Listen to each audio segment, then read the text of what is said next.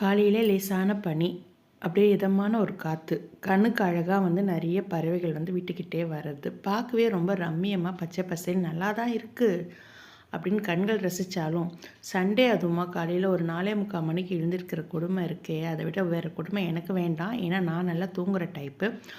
காலையில் டிஃபனும் லஞ்சும் பேக் பண்ணுற வேலை இருந்ததுனால ஒரு 6 மணிக்குள்ளே அதெல்லாம் செய்ய வேண்டியிருந்ததுனால காலையிலே எழுந்து இட்லி, கார சட்னி, லெமன் ரைஸ், உருளைக்கிழங்கு பேக் பண்ணி கொடுத்துட்டேன்.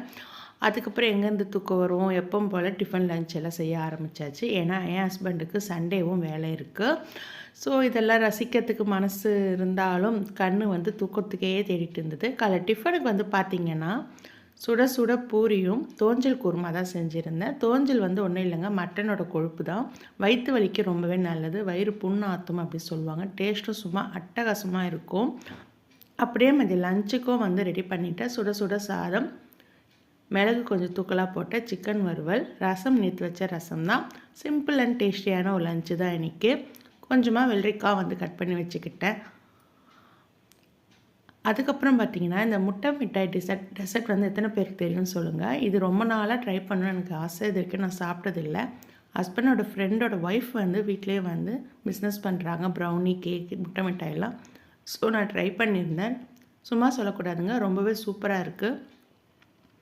அடுத்த வீடியோவில் மீட் பண்ணலாம். நன்றி, பாய்.